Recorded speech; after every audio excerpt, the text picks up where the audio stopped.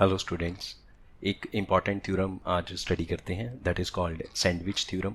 तो स्टेटमेंट आपके सामने है। इस थ्योरम के अकॉर्डिंग क्या लिखा हुआ है यहाँ पे स्टेटमेंट को आप एक बार वीडियो को पॉज करके एक बार स्टेटमेंट को रीड आउट कर लीजिए। मैं एक्सप्लेन कर देता हूँ इसमें क्या लिखा है कि अगर एक फंक्शन दो फंक्शंस के बीच में बाउंडेड है और किसी एक पॉइंट पे जाके वो जो अपर फंक्शन और जो नीचे वाला लोअर फंक्शन है ना, एक मिडल पे आ गया, एक इसके ऊपर एक उसके नीचे। अगर ऊपर वाले और नीचे वाले फंक्शन की लिमिट एक पॉइंट पे इक्वल हो जाती है तो जो बीच में से निकलने वाला फंक्शन है उस पॉइंट पे, ठीक है, उस बीच वाले फंक्शन की लिमिटिंग वैल्यू भी वही होगी जो उसके ऊपर और नीचे वाले फंक्शन की है। तो बीच में जो फंक्शन है उसको हम बोलते हैं, जैसे कहते हैं ना सैंडविच। सैंडविच क्या होता है कि एक स्लाइस नीचे है, एक स्लाइस ऊपर है, बीच में आपने कुछ भी रखा और ऐसे सैंडविच बना दिया। तो वो चीज़ हो गई कि एक फंक्शन नीचे है, एक फंक्शन ऊपर है, एक फंक्शन बीच में है। तो बीच वाला फंक्शन ऐसे इन दोनों के बीच में सैंडविच बन गया है ना, इस तरह से। तो मैं ग्राफिकली एक्सप्लेन करता हूँ यहाँ पे, थोड़ा और क्लियर हो जाएगा। Let us say this is a X axis and this is Y axis, और ये एक लाइन है x equals to a, x equals to a, that means this point is a।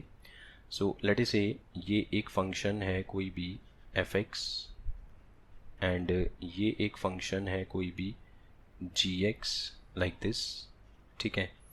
अब पॉइंट ए पे दोनों की आउटपुट सेम है। मान लीजिए यहाँ पे दोनों की आउटपुट कुछ भी मान लो 5 है, ठीक है। अब एक फंक्शन इन दोनों के बीच से निकल के गया जो ना तो f(x) के ऊपर जा सकता है ना gx के नीचे आ सकता है। तो जब ये इस पॉइंट में से निकल के जाएगा तो ऑफ कोर्स इस पॉइंट के ऊपर फंक्शन ये जो बीच में लिखा है hx, इसकी लिमिटिंग वैल्यू भी 5 आ जाएगी, ठीक है ना। क्योंकि ना तो वो ऊपर जा सकता है ना नीचे आ सकता है। ऊपर जाएगा तो आउटपुट 5 से ज़्यादा हो जाएगी तो f(x) को क्रॉस कर जाएगा, नीचे आएगा तो आउटपुट 5 से कम हो जाएगी तो वो gx को क्रॉस करके नीचे आ जाएगा। लेकिन ये जो hx फंक्शन है ये हमेशा ही f(x) और gx के बीच में बाउंडेड है, ठीक है। इक्वल हो सकता है, f(x) की इक्वल हो सकता है, gx की इक्वल हो सकता है, लेकिन कभी उसको क्रॉस नहीं कर सकता। तो hx वाली कर्व जो है वो f(x) की वाली कर्व को क्रॉस नहीं कर सकती, राइट। अच्छा, ये वाला जो पॉइंट है ये ओपन भी हो सकता है, ये फील्ड भी हो सकता है, उससे कोई फ़र्क नहीं पड़ेगा।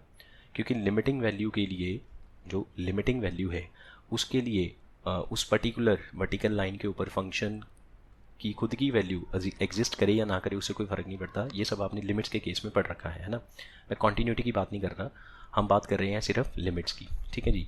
अगर यहाँ पे फील्ड सर्कल आया तो फंक्शंस आर कॉन्टीन्यूस, अगर यहाँ पे ओपन सर्कल आया तो functions are discontinuous. But limiting value तो है ना, लेफ्ट साइड से भी वैल्यू 5 को जा रही है, राइट साइड से भी वैल्यू 5 को जा रही है, तो लिमिटिंग वैल्यू एग्जिस्ट।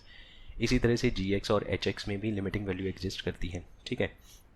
तो हम यहाँ पे क्या लिख सकते हैं कि if gx is always less than equals to hx, always less than equals to fx, and limit x tends to a, हमने a की तरफ अप्रोच किया, gx is equals to limit x tends to a fx, और जो ऊपर और नीचे वाले फंक्शंस हैं उनकी लिमिटिंग वैल्यू एग्जिस्ट करती है। And let us say that limit is कुछ भी मान लो k, है ना। मैंने यहाँ पे 5 लिखा, लेट अस से k। देन जो इनके बीच में फंक्शन बाउंड हो गया उसी पॉइंट पे, मतलब a पे, उस फंक्शन की लिमिट भी किसके इक्वल आएगी, k के equal. So this is called a sandwich theorem.